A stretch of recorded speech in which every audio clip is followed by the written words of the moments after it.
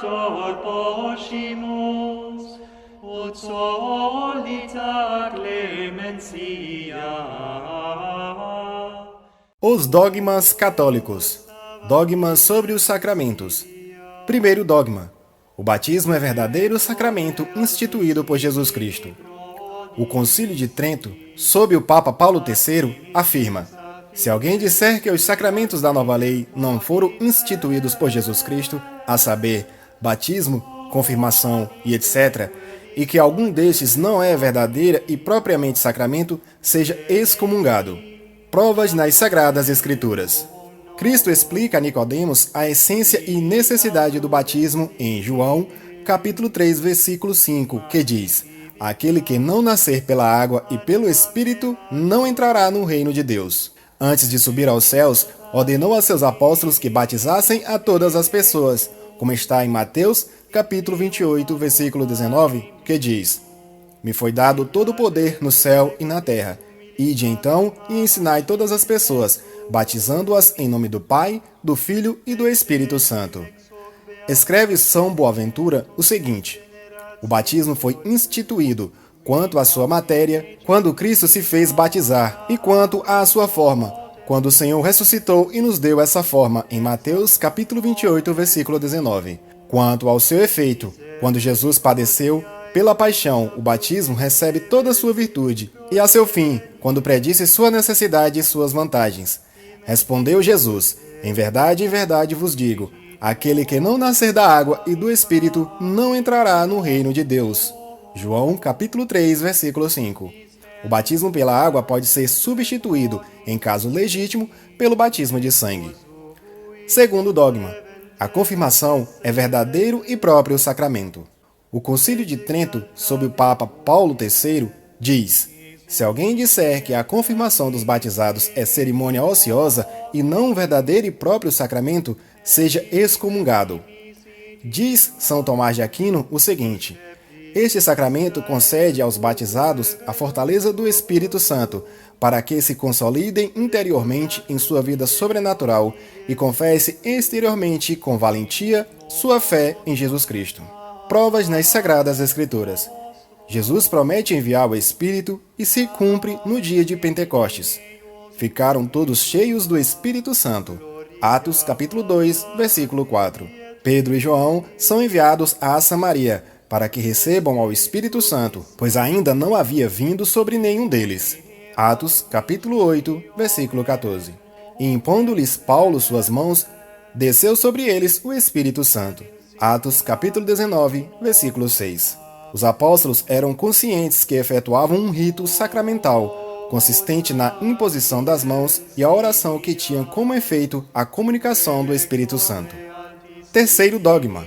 A Igreja recebeu de Cristo o poder de perdoar os pecados cometidos após o batismo. Define o Concílio de Trento, sob o Papa Júlio III, o seguinte: foi comunicado aos apóstolos e seus legítimos sucessores o poder de perdoar e de reter os pecados para reconciliar aos fiéis caídos depois do batismo. Provas nas Sagradas Escrituras.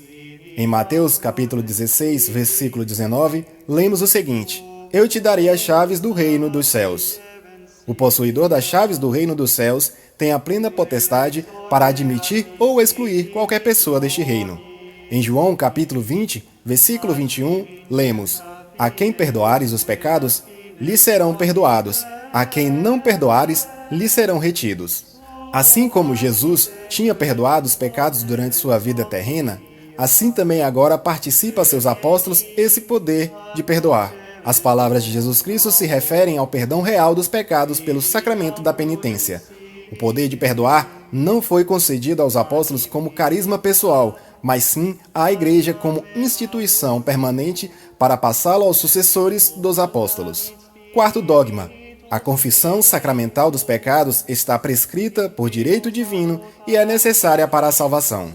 Diz o Concílio de Trento, sob o Papa Júlio III, o seguinte: se alguém disser que a confissão sacramental não foi instituída ou não é necessária para a salvação por direito divino, ou disser que o modo de confessar secretamente apenas com o sacerdote, como a Igreja Católica sempre observou desde o princípio e segue observando, é alheio à instituição e mandado de Cristo e é uma intervenção humana, seja excomungado.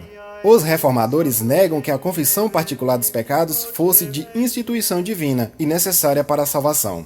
Provas nas Sagradas Escrituras. Não se expressa diretamente a instituição divina da confissão particular, mas se deduz. O poder para reter ou perdoar não se pode exercer devidamente se aquele que possui tal poder não conhece a culpa da disposição do penitente. Para ele é necessário que o penitente se acuse. O Papa Leão Magno, contra os abusos da confissão pública, declarou: basta indicar a culpa da consciência apenas aos sacerdotes mediante confissão secreta. Quinto dogma: a Eucaristia é verdadeiro sacramento instituído por Cristo. O Concílio de Trento, sob o Papa Paulo III, expressa: se alguém disser que os sacramentos da nova lei não foram instituídos todos por Jesus Cristo, e que são 7, batismo, Eucaristia e etc., e que algum destes não é verdadeiro e propriamente sacramento, seja excomungado. Provas nas Sagradas Escrituras. O feito de que Cristo instituiu a Eucaristia se vê em suas palavras: fazei isto em memória de mim. Lucas capítulo 22, versículo 19. Nela se cumprem todas as notas essenciais da definição do sacramento. A matéria, que é pão e vinho, a forma, que são as palavras da consagração, a graça interna, indicada e produzida pelo signo, é a união com Cristo e a vida eterna. Quem come minha carne e bebe meu sangue permanece em mim e eu nele. João capítulo 6, versículo 56. Aquele que come minha carne e bebe meu sangue tem a vida eterna. João capítulo 6, versículo 54. Sexto dogma: Cristo está presente no sacramento do altar pela transubstanciação de toda a substância do pão em seu corpo e toda a substância do vinho em seu sangue. O Concílio de Trento, sob o Papa Júlio III, declara: se alguém disser que no sacrossanto sacramento da Eucaristia permanece as substâncias do pão e do vinho, juntamente com o corpo e o sangue de nosso Senhor Jesus Cristo, e negar aquela maravilhosa e singular conversão de toda a substância do pão e do vinho em corpo e sangue, permanecendo apenas as espécies de pão e vinho, conversão essa que a Igreja muito corretamente chama transubstanciação, seja excomungado. Transubstanciação é uma conversão no sentido passivo, é o trânsito de uma coisa a outra. Cessam as substâncias de pão e vinho, pois sucedem em seus lugares o corpo e o sangue de Cristo. A transubstanciação é uma conversão milagrosa e singular, diferente das conversões naturais, porque não apenas a matéria, como também a forma do pão e do vinho são convertidas, apenas os acidentes permanecem sem mudar. Continuamos vendo o pão e o vinho, mas substancialmente já não o são, porque nelas estão realmente o corpo, o sangue, a alma e divindade de Cristo. Provas nas Sagradas Escrituras. Tomai, este é meu corpo. Marcos, capítulo 14, versículo 22. Tomou o pão e, dando graças, o deu a seus discípulos, dizendo: este é meu corpo. Lucas, capítulo 22, versículo 19. Sétimo dogma: a unção dos enfermos é verdadeiro e próprio sacramento instituído por Cristo. O Concílio de Trento, sob o Papa Júlio III, declara: se alguém disser que a extrema unção não é verdadeira e propriamente um sacramento instituído por Cristo, nosso Senhor, e promulgado pelo bem-aventurado São Tiago Apóstolo, mas apenas um rito aceito pelos padres ou uma invenção humana, seja excomungado. O Papa Pio X condenou a sentença modernista que pretende que o apóstolo São Tiago tenha, em sua carta, apenas recomendado uma prática piedosa. Provas nas Sagradas Escrituras. Expulsavam muitos demônios e ungiam com azeite a muitos enfermos e os curavam. Marcos, capítulo 6, versículo 13. Existe algum enfermo entre nós? Façamos a unção do mesmo em nome do Senhor. Tiago, capítulo 5, versículo 14. Esta última passagem expressa as notas essenciais do sacramento. Primeiro, sinal exterior da graça, o óleo.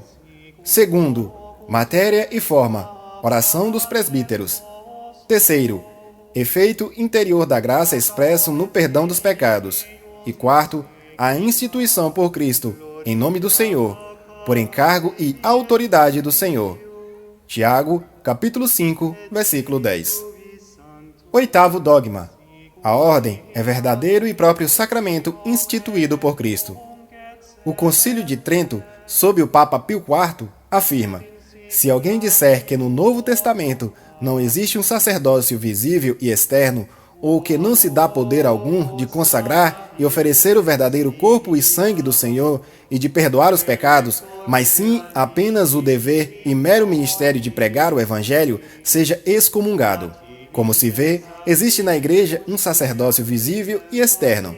Se alguém disser que na Igreja Católica não existe uma hierarquia instituída por ordenação divina, que consta de bispos, presbíteros e ministros, seja excomungado. É uma hierarquia instituída por ordenação divina. Provas nas Sagradas Escrituras, os quais 7 varões foram apresentados aos apóstolos, os quais, orando, lhes impuseram as mãos.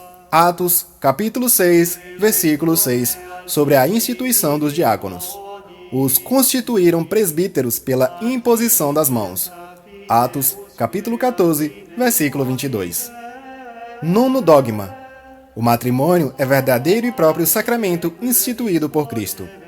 O Concílio de Trento, sob o Papa Pio IV, declara: se alguém disser que o matrimônio não é verdadeiro e propriamente um dos 7 sacramentos da lei do Evangelho e instituído por Cristo Senhor, mas sim inventado pelos homens da Igreja, e que não conferem a graça, seja excomungado. Provas nas Sagradas Escrituras. Assim, pois, já não são 2, mas apenas uma só carne. Mateus, capítulo 19, versículo 6. Pelo qual abandonará o homem a seu pai e a sua mãe, e se juntará à sua mulher, e serão 2 em uma só carne. Gênesis, capítulo 2, versículo 23. O que Deus uniu, o homem não separa. Marcos, capítulo 10, versículo 9. Este sacramento é grande mais em Cristo e na Igreja. Efésios, capítulo 5, versículo 32. O matrimônio, como instituição natural, é de origem divina. Deus criou os seres humanos varão e fêmea, e depositou na mesma natureza humana o instinto de procriação. Deus abençoou o primeiro casal e lhes ordenou que multiplicassem. Crescei e multiplicai e povoai a terra. Gênesis, capítulo 1, versículo 28. Cristo restaurou o matrimônio instituído e bendito por Deus, fazendo que recobrasse seu primitivo ideal da unidade e indissolubilidade e elevando-o à dignidade de sacramento. Louvado seja nosso Senhor Jesus Cristo, para sempre seja louvado e sua Mãe Maria Santíssima. Em nome do Pai, do Filho e do Espírito Santo. Amém. Suscepivit Israel pueverum suo